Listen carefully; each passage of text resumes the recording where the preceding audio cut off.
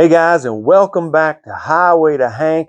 I am your host, Jason Petty, and for those of you who don't know, for the last 30 years, I've been portraying Hank on stages all over the country, most notably in the show Lost Highway at the Ryman Auditorium in Nashville, where I got to meet everybody who knew Hank and gather up all their stories, and also off-Broadway in New York City with Lost Highway, as well as my own shows like Hank and My Honky Tonk Heroes and 100 Years of Hank Williams. If you're interested in anything else about my shows, you can go to my website, jasonpetty.com, not JCPenney, jasonpetty.com, and check out all of that info. But before we get started, please hit that like button and please hit that subscribe button. It sure would help me out a lot, and I'd really appreciate it. Trying to get this up off the ground. People asked me to write a book for the last 30 years, and I said, no, I'm going to take all these stories that I've heard, and we are going to make them into a YouTube channel. So this channel is going to encompass the stories that I heard about Hank. It's going to encompass going backstage with us at shows in the future, side trips. I love historical places and places that, especially places that meant something to the history of Hank Williams and country music. But I love going to national parks, battlefields, all kinds of stuff. So check that out. And in future episodes, as the channel keeps growing, if you hit like and subscribe, the channel will keep growing. But our last episode was where it all began. And we talked about Hank's childhood. Well, in this episode, I want to get through his teen years up to the point where he finally gets his record deal and gets into Nashville, Tennessee. Just to give you a little background, and then in future episodes, we'll probably talk about how I got the job as Hank Williams at the Ryman and what has happened to me since then, the people I've met, and many other things. But I want to get Hank Williams' early years established. Pretty much everybody knows after Hank became a big star what happened and the hits he had. Hey, good looking, cheating heart. I Saw the Light, I'm So Lonesome I Could Cry, many, many others. But getting to that point, a lot of people don't know how he was influenced. What were his influences? As a child, it was gospel music and blues music and T-Tot, the black street musician who he met in Greenville in 1934.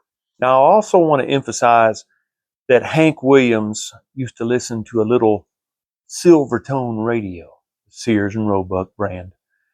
And he would listen to country music, or what they called back then folk and hillbilly music, radio shows, especially WSM's Grand Ole Opry, which had begun in 1927. 1927 was really the big bang of country music.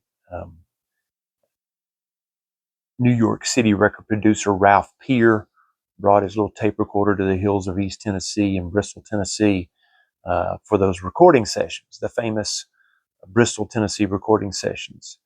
And Hank listened to people that were at those recording sessions, like Jimmy Rogers, the father of country music, who loved to yodel in all of his music. Hank loved to hear Jimmy Rogers sing, and he would yodel in many of his own tunes. But he listened to other folks like the Carter family. They were at the big bang of country music, those Bristol sessions. But also the guy that ruled the radio airwaves in the 1930s in this new folk and hillbilly music, Roy Acuff, the king of country music. Hank adored Roy Acuff more than any other artist, and he idolized the man. And later, of course, Hank would be one of the featured writers for the Acuff Rose Music Publishing Company, that had yet to be established at this time, but it was in the very beginnings. He also idolized Ernest Tubb. So these are the people he is listening to on the radio. And when he is practicing that guitar, that T-Tot taught him how to play, these are the artists that influence a very young Hank Williams. In 1934, Hank Williams turns 11 years old. It was at age 11 Hank began to drink alcohol. I know. It's a different world we live in now. But at age 11, Hank and his cousin started drinking moonshine. not beer, not wine, not the easy stuff, but the hard stuff. And there's a lot of people that don't like to talk about Hank and alcohol. They want to shy away from that conversation. I know a lot of those folks. Let's not talk about that. Let's talk about, well, you have to. The two are intertwined forever. Without alcohol, Hank wouldn't have been Hank. You know, it's the musical genius curse. And it's happened to so many that they have this demon inside of them, or this dark spot inside of them, this loneliness. They can't fill this hole inside their soul with anything, so they turn to stuff like alcohol. Now, Hank, I met his cousin, the same cousin from the last episode who showed me the Georgiana Theater and backstage where Hank threw up. Well, he said that him and Hank started drinking hard stuff at age 11. Back in those days, they would have these big bonfire, revival, preaching, singing meetings out in the woods. And the men didn't want the preacher to know they'd bring the jugs with them. So they would hide them out in the woods. And then during breaks, they'd go out and they'd all take a nip of moonshine. Well, Hank and his cousin would hide until they heard the preacher in full throat. And they was all singing around that bonfire. And then they'd sneak around. And they'd each take one nip apiece out of each jug. And his cousin told me by the time they got halfway around that revival meeting, they was drunker than Cooter Brown.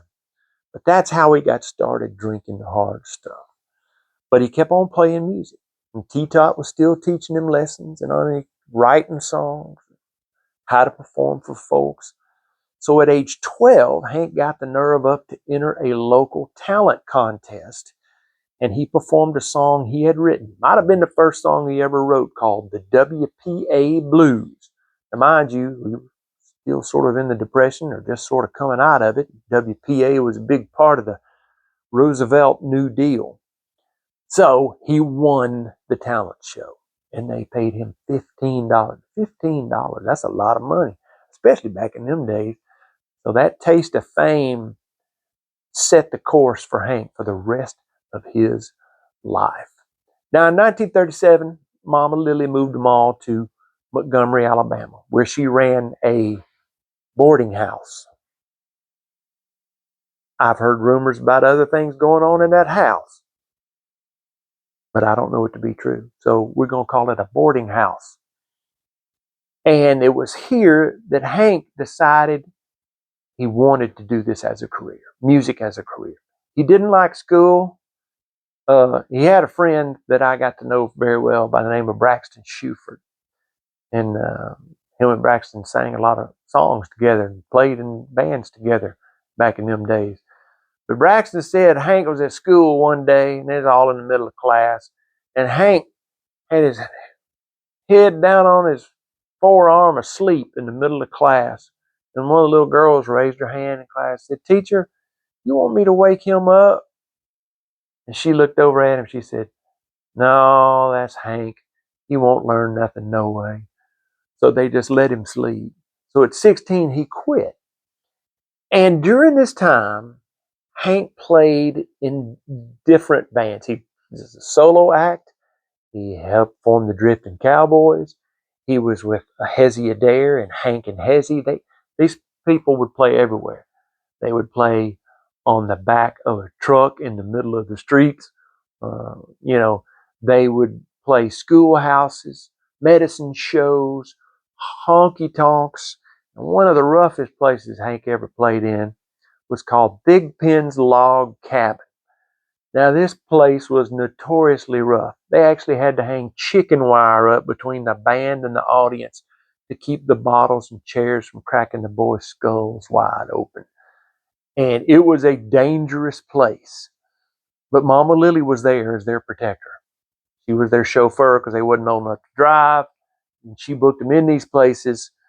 And Hank said he would go to war with his mama with a broken beer bottle. There's no person he'd rather go to war with than her. She was mean. She was tough too, boy. But Hank, when he was hiring new band members, there's a story that Don Helms tells me about the first time he ever played with Hank.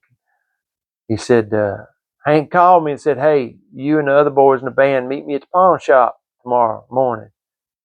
And they was getting ready to play the next evening. And they showed up at the pawn shop, and Hank started handing out blackjacks. Now, y'all know what a blackjack is. You know, those old cop clubbers, you know, you knock somebody over the head with them. And Don, you know, he's used to playing church socials and stuff like that. And he said, what's these blackjacks for? And Hank said, boys, where we're playing, you're going to need them. And Don said, we did. We had to knock some boys off of us when the fights broke out. These were the honky tonks. And Hank loved this kind of atmosphere. I mean, he absolutely loved it.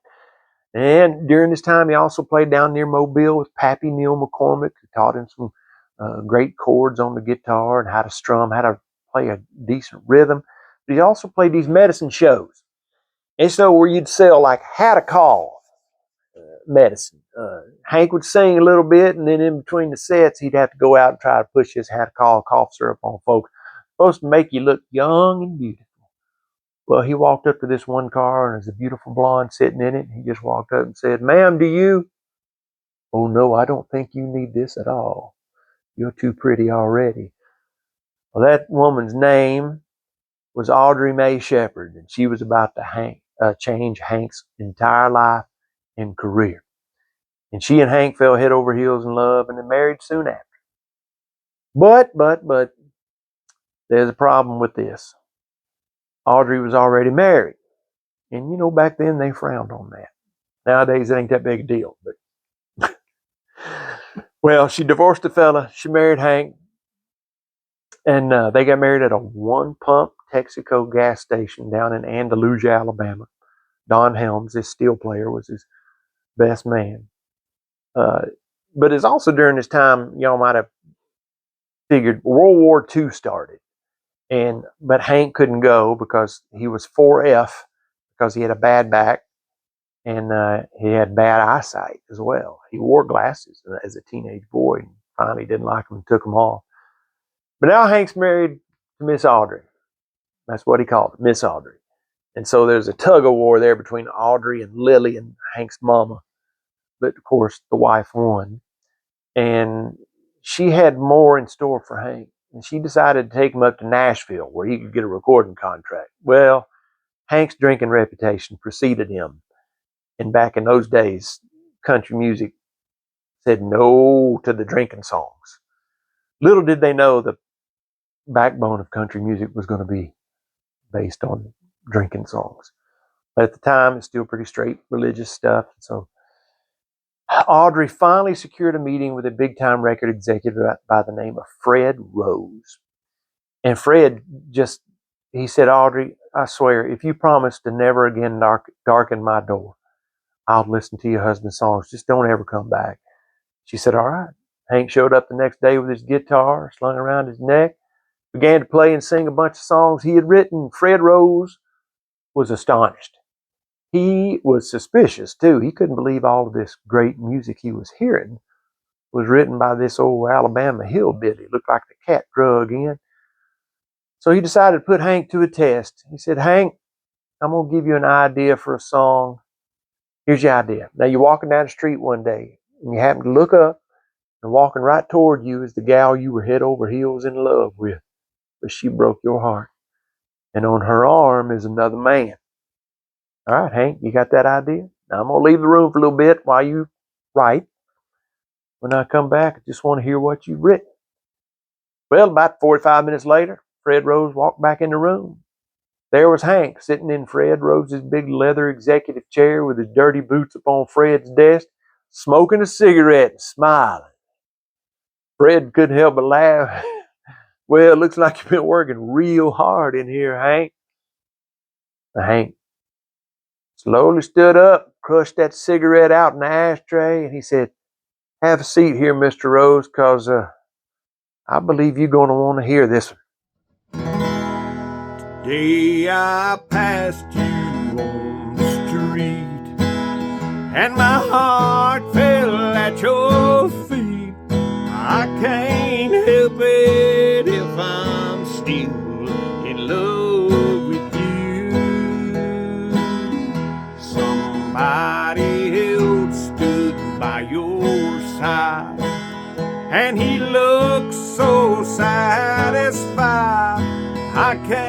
help it if I'm still in love with you.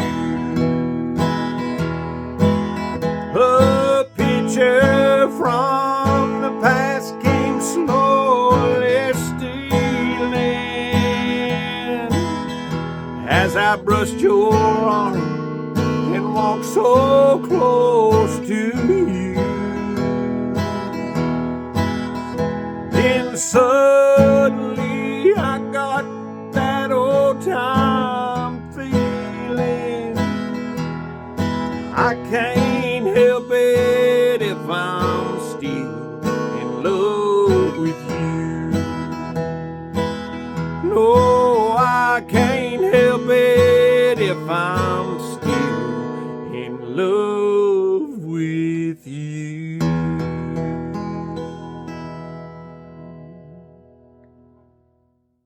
And that's it. I can't help it if I'm still in love with you. Now, I've heard that story told 47 different ways.